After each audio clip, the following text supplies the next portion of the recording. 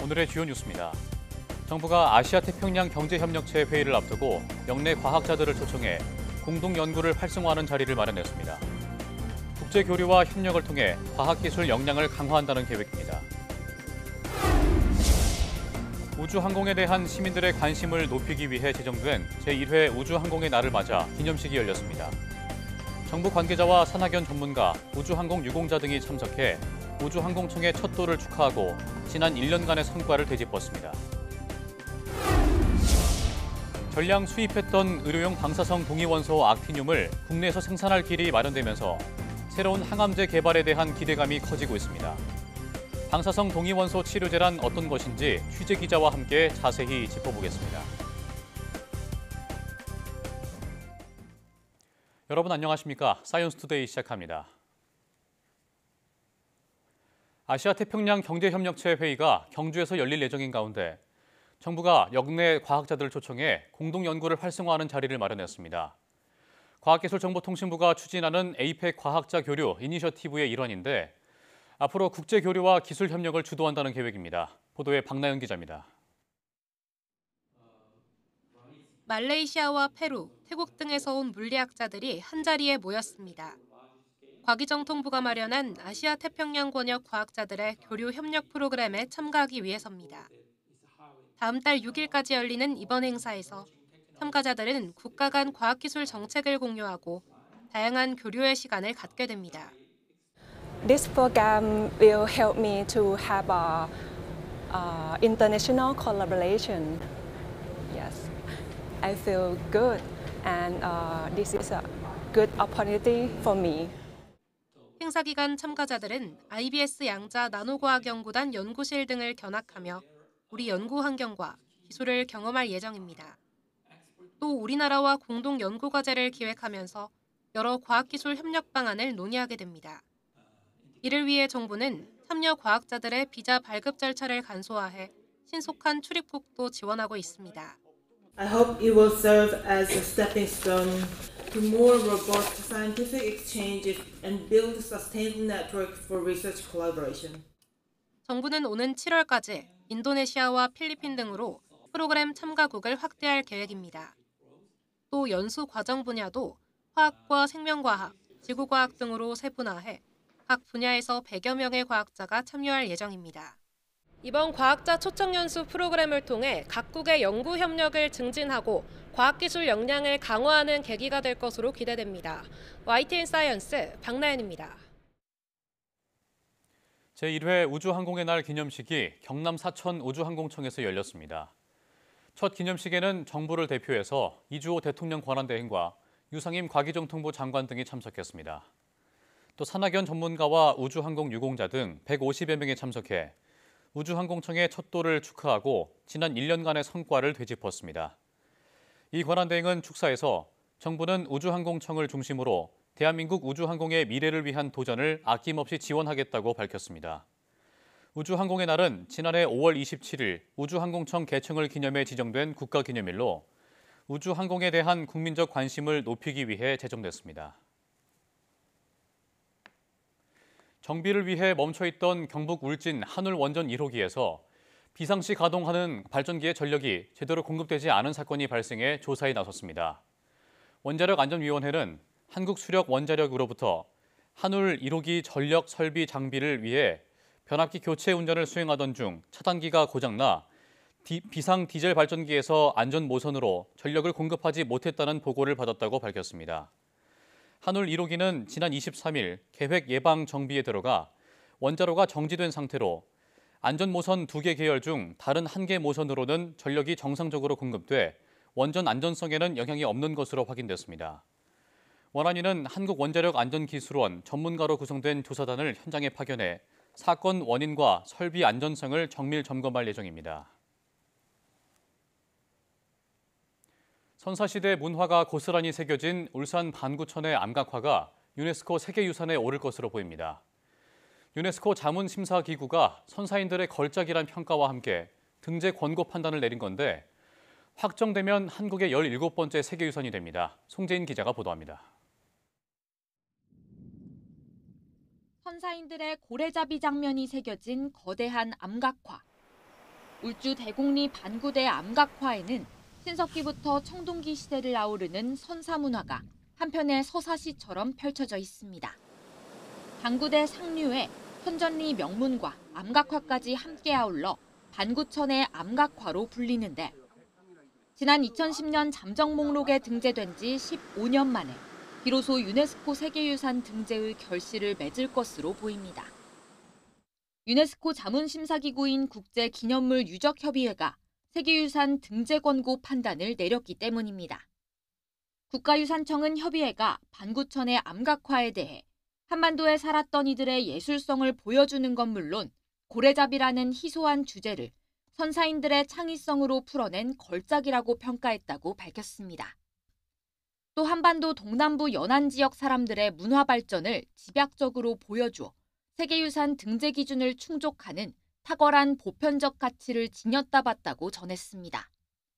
협의회가 이처럼 등재 권고 판단을 내린 경우 세계유산 등재는 사실상 확실하다고 볼 수 있습니다.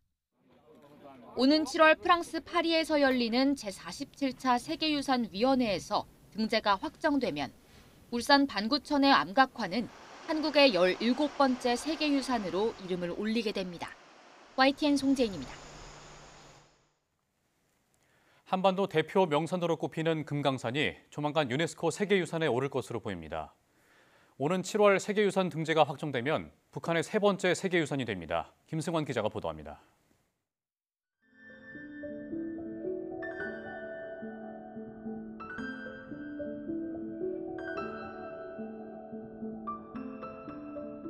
뛰어난 경관으로 예로부터 회화, 문학, 노래 등 수많은 예술적 영감을 제공한 금강산.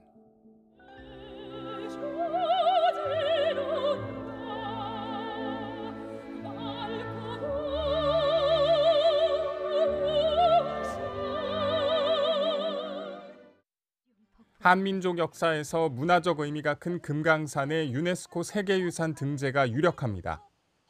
세계유산위원회의 자문기구가 금강산에 대해 등재 권고 판단을 내렸습니다. 금강산이 탁월한 아름다움으로 오랫동안 찬사를 받아온 명승지면서 수많은 문학과 예술작품 속에 경관이 깊이 뿌리내려 있다고 평가했습니다. 자문기구에서 등재 권고를 한 뒤 별다른 이변이 없다면 세계유산위원회에서 등재가 확정됩니다. 이 결정을 하게 될 제47차 세계유산위원회는 오는 7월 프랑스 파리에서 열립니다. 이렇게 되면 2004년 고구려 고분군, 2013년 개성 역사유적지구에 이어 북한의 세 번째 세계유산이 됩니다.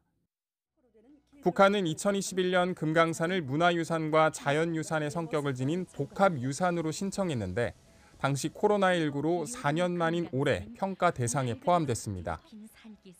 자문기구는 해금강 지역의 해만물산과 총석정 지역을 제외한 나머지 부분을 문화 경관으로 등재할 것을 제언했습니다.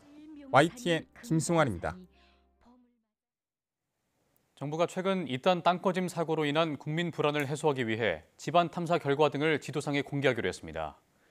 국토부는 우선 국토안전관리원에서 실시한 집안 탐사 결과, 빈 공간인 공동 발견 및 복구 현황 등을 다음 달 지하 안전 정보 시스템에 추가 공개할 예정이라고 밝혔습니다. 또 국토안전관리원의 집안 탐사 인력과 장비를 확충하고 국비 투입을 통한 지자체의 집안 탐사 지원 등으로 집안 탐사 범위를 대폭 확대할 예정입니다. 이와 함께 굴착공사의 착공 후 단계에서는 불성실한 착공 후 지하 안전조사 실시 업체에 대한 벌칙을 강화하고 굴착 공사장의 실시간 대응을 위한 스마트 계측 관리 활성화와 계측기 성능 관리를 통해 계측 관리를 강화한다는 방침입니다. 국토교통부는 항공안전법을 위반한 티웨이 항공과 제주항공, 대한항공 등 3개 항공사에 과징금 35억 3,800만 원을 부과하고 항공정비사 8명에 자격증명 효력정지 처분을 내렸다고 밝혔습니다. 티웨이 항공은 유압계통 결함 관련 정비 시 제작사의 정비 매뉴얼을 준수하지 않고 필터 교환을 생략하거나 유압 필터 재사용 금지 규정을 운항하는 등 여러 정비 규정을 위반한 행위가 적발됐습니다. 제주항공은 2대의 항공기 비행 전후 점검을 규정인 48시간 이내를 넘겨 수행했고 항공기의 엔진 결함 발생 시 매뉴얼에 따른 적절한 고장 탐구 절차를 준수하지 않아 동일 결함이 반복된 사실이 확인됐습니다. 대한항공은 항공기 조종 개통 장치인 플랩 관련 정비 작업 중 매뉴얼상의 절차를 따르지 않고 임시 고정된 부품 위에 장비를 장착하는 등 부적절한 정비 행위가 확인됐습니다.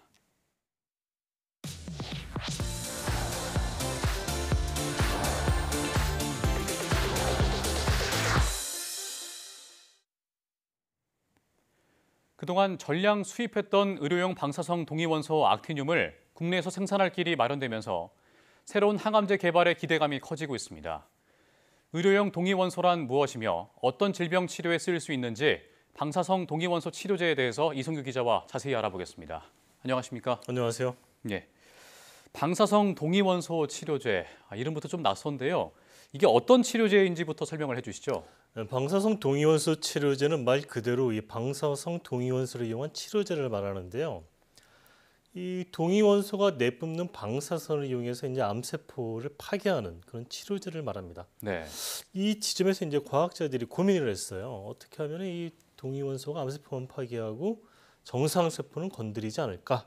이런 고민을 했었던 거죠. 네, 그런 고민을 했는데 그럼 어떤 방식으로 방사성 동위원소로만 이 암세포를 파괴할 수 있는 건가요? 이게 이제 이 방사성 동위원소 치료제의 어떤 묘미라고 할 수가 있는데요. 네. 이 방사성 동위원소는 암세포에만 특이적으로 결합하는 유도 물질을 붙여요.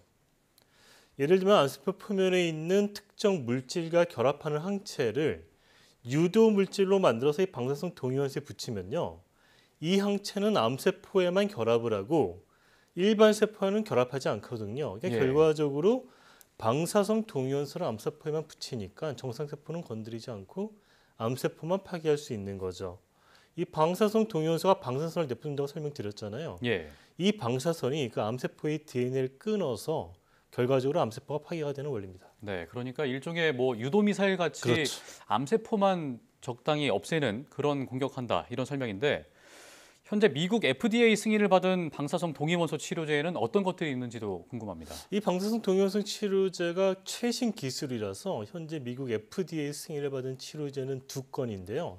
모두 항암제인데 하나는 전립선암 치료제인 플루빅토고 또 나머지 하나는 신경내분비암 치료제인 루타트라입니다. 이들 치료제는 모두 방사성 동위원소 루테늄 177을 활용해서 만들었습니다. 예.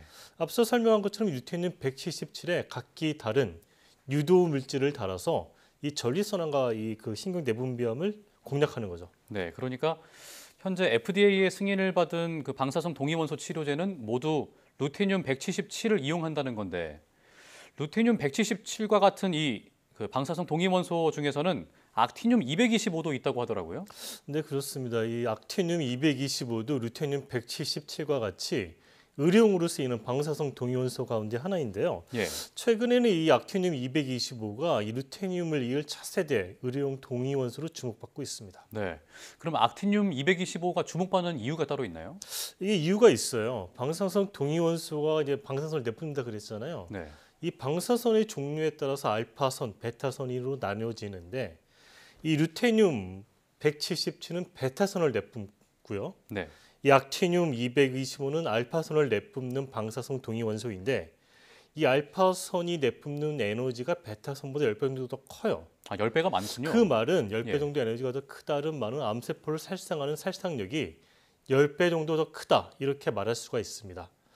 그래서 인간의 DNA는 두 가닥으로 이루어져 있거든요. 한 가닥 이렇게 두 가닥 이루어져 있는데 이 루테늄 177, 즉 알파선으로 이 DNA를 끊으려면 한 가닥밖에 안 끊어져요. 예. 근데 베타선으로. 근데 알파선으로는 이 두 가닥 모두를 끊을 수가 있거든요. 그래서 이 임상 의사들의 말을 들어보면은 루테늄 177로 치료를 했는데 이 암세포가 남아 있는 환자들의 경우에 이 알파선인 그 악티늄 225를 처리를 하면은 이 암세포 병변이 다 없어지더라. 이렇게들 말하고 있습니다. 네. 그러니까 정리를 해보면 암세포 살상력이 더 큰 악티늄이 루테늄을 이을 차세대 방사성 동위원소로 주목받는다 이런 설명이신 것 네, 같은데. 그렇습니다. 예. 그동안 악티늄은 전량 수입에 의존을 했다면서요? 근데 동위원소를 만드는 게 뭐 이렇게 쉬운 건 아니라서 지금까지는 우리나라는 다 전량 수입을 했어요. 근데 이제 앞서 설명했듯이 뭐 루테늄이든 악티늄이든 네. 이런 방사성 동위원소에 대한 니즈가 점점 커지니까 이제 국내에서도 이걸 생산해야 되겠다 해서 한국원자력의학원이 최근에 이제 원자력위원회로부터 그 사이클로트론 입자가속기로 만드는 악티늄 225의 생산 허가를 획득을 했죠. 이로써 이제 국내에서도 악티늄 225를 안정적으로 공급할 수 있는 길이 마련돼서 이제 관련 치료제 개발도 탄력을 받을 것으로 기대가 되고 있습니다. 그렇군요. 그렇다면 악티늄을 이용해서 어떤 질병 치료제 개발을 기대할 수 있는 건지도 궁금합니다. 이제 앞서 그 루테늄 177을 기반으로 한 FDA 승인을 받은 약물이 전리선하고 이제 신경 내분 변화를 그랬잖아요. 네. 일단 악티늄 225도 이들 암종에 대한 연구가 진행이 되고 있고요.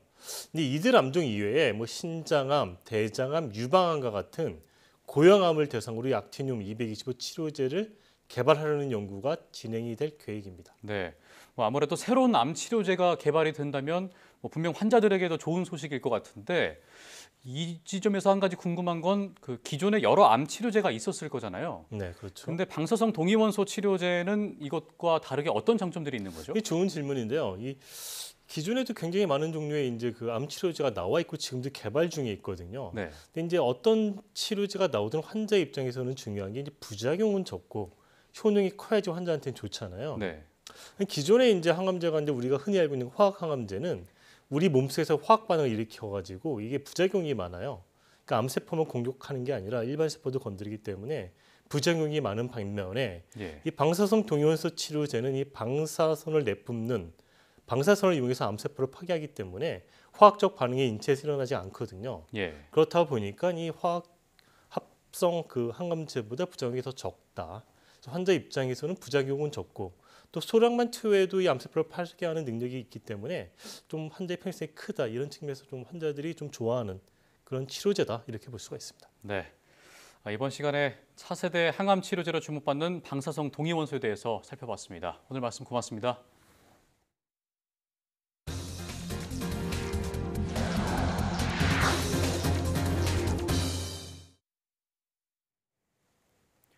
트럼프 미국 대통령의 관세 정책이 오락가락하면서 올해의 단어가 불확실성이 될 것이란 말이 나오고 있습니다. 세계 경제계는 피로감을 드러내고 있고 일부 투자자들은 미국 비중을 줄이고 있는 것으로 나타났습니다. 뉴욕에서 이승윤 특파원입니다. 트럼프 미국 대통령이 유럽연합에 대해 6월 1일부터 갑자기 50% 관세를 부과한다고 했다가 7월 9일로 날짜를 이틀 만에 변경했습니다. July 9th would be the date. That was the date she requested. Could we move it from June 1st to July 9th? And I agreed to do that. 트럼프의 변덕은 여기서 그치지 않았습니다. 애플의 해외 생산 아이폰에 25% 이상의 관세를 부과한다고 했다가 갑자기 삼성전자 등 해외 생산 스마트폰 전체에 관세를 부과하기로 한 겁니다. 이란과의 핵 협상도 매우 좋았다는 트럼프의 장담과 달리 이란은 우라늄 농축을 거부해 합의는 불발됐고 뉴욕 유가는 널뛰기를 거듭했습니다. 오락가락하는 트럼프의 정책에 세계 경제계는 피로감에 빠졌습니다. This year's word would be uncertainty, right? Right now, all of us are uncertain about the economy. 관세 전쟁 이후 미국 국채 시장이 흔들리는 가운데 글로벌 투자자들은 미국 투자 비중을 점점 줄여나가고 있습니다. 운용 자산 규모 472조 원인 캐나다 퀘벡주 연기금은 40%에 이르는 미국 투자 비중을 줄이고 대신 유럽에 대한 투자를 늘린다는 계획입니다. 유럽 최대의 자산 운용사 아문디도 기후 정책 후퇴 등을 고려해 고객들이 미국 시장을 피하려 한다고 설명했습니다. 경제 전문가들은 트럼프 행정부의 변덕스러운 관세와 에너지 정책으로 인해 미국이 믿을 수 있는 투자처 지위를 상실할 수 있다고 경고하고 있습니다. 뉴욕에서 YTN 이승윤입니다. 트럼프 미 행정부의 관세 정책 여파가 미국 중고차 시장에서 중고차 재고 부족과 가격 상승으로 나타나고 있다고 미국 월스트리트 저널이 보도했습니다. 자동차 시장 조사 업체 콕스 오토모티브는 5월 초 자동차 딜러들이 보유한 중고차 재고는 43일분으로 같은 5월 초 기준으로 팬데믹 시기인 2021년 이후 가장 낮았다고 밝혔습니다. 통상 중고차 시장에선 4월 중순 이후 차량 재고가 늘어나는 게 일반적인데 최근 들어선 공급망 교란으로 중고차 가격이 치솟았던 2021년 이후로 재고가 가장 적은 상황이 된 것으로 풀이됩니다. 재고가 부족하다 보니 중고차 가격은 오르고 소비자들은 원하는 수준의 중고차를 찾기가 더 어려운 상황에 직면하게 됐습니다. 챗GPT 서비스를 운영 중인 오픈AI가 서울에 사무소를 내고 국내에 공식 진출한다고 밝혔습니다. 제이슨 권 오픈AI 최고 전략 책임자는 국내 언론과 만나 한국에 법인을 공식 설립했으며 몇 달 안에 서울에 첫 번째 사무소를 내겠다고 말했습니다. 또 한국 진출을 통해 협력을 강화하고 진정한 의미의 한국형 AI 개발을 촉진할 수 있도록 지원할 계획이라고 덧붙였습니다. 제이슨 권 CSO는 한국은 반도체부터 소프트웨어까지 AI의 전 영역을 아우르는 생태계를 갖추고 있으며 다양한 세대가 AI를 일상적으로 활용하고 있는 선도국이라고 평가했습니다. LG U+가 고객이 상담하는 내용을 먼저 이해하고 상담사에게 답변을 추천하는 AI 상담 어드바이저를 도입해 통화 대기 시간과 상담 시간을 크게 줄이는 데 성공했습니다. LG U+가 개발한 AI 상담 어드바이저는 고객의 상담 내용에 맞는 정보와 답변을 추천하고 상담이 끝난 뒤 주제별로 분류 저장하는 역할을 합니다. LG U+는 지난해 9월 AI 상담 어드바이저를 도입한 후 통화 대기 시간을 포함한 전체 상담 시간이 19% 개선돼 한 달 동안 대략 117만 분의 고객 시간을 아낄 수 있었다고 설명했습니다. 강원도 동해안의 한 생활 숙박시설이 미분양 객실을 숙박업 신고도 없이 불법 운영해온 사실이 드러났습니다. 공급 과잉으로 미분양이 쌓이면서 이런 불법 영업은 지금도 전국 곳곳에서 계속되고 있습니다. 송세혁 기자가 취재했습니다. 객실을 개인에게 분양한 뒤 호텔처럼 운영하는 한 생활 숙박시설. 전체 279개 객실 가운데 숙박업 신고가 된 건 163개뿐. 나머지 116개는 분양도, 신고도 이루어지지 않았습니다. 그런데 취재진이 입수한 내부 자료를 보면 지난 2월부터 신고된 객실 수를 초과해 투숙객을 받아왔습니다. 특히 5월 어린이날 연휴엔 120개가 넘는 미신고 객실이 불법 운영됐습니다. 보고가 된 이유가 뭐냐면 매출을 조금이라도 발생시켜가지고 이 미지급이라도 풀려고. 불법은 객실만이 아닙니다. 1층 카페도 영업 신고 없이 아침 식사를 판매했습니다. 위생 점검도 받지 않은 채 음식을 투숙객에게 제공한 겁니다. 보건소는 신고를 받고서야 점검에 나섰고 개선을 권고하는 행정 지도서를 발부했습니다. 개선 명령이 또 이루어지지 않을 경우에는 2차, 3차 처분을 하게 되는데 영업 정지입니다. 더 큰 문제는 이런 불법 운영이 업계 전반에 퍼져 있다는 겁니다. 공급 과잉으로 미분양이 쌓이면서 수익을 위해 법까지 무시하는 상황. 신고되지 않은 객실은 행정위생관리에서 빠지고 화재 등 사고가 나도 보상받지 못할 수 있습니다. 하지만 예약 사이트에는 객실 신고 여부가 표시되지 않아 소비자가 확인하긴 사실상 불가능합니다. 개발 열풍을 타고 전국에 우후죽순 들어선 생활 숙박시설. 제도 허점과 느슨한 단속의 틈을 타 불법 영업은 관행처럼 반복되고 있습니다. YTN 송세혁입니다.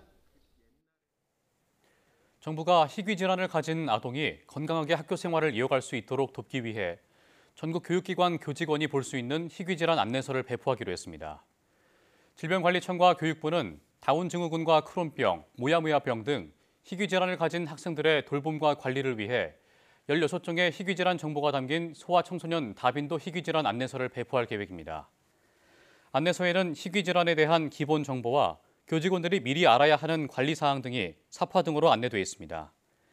이번 달에는 크론병과 함께 다운증후군 안내서가 발간됐고 이후 모야모야병과 팔로내 증후, 발작 수면, 관상동맥혈관 기형, 소위증 등에 대한 안내서가 오는 12월까지 차례대로 제작돼 배포될 예정입니다.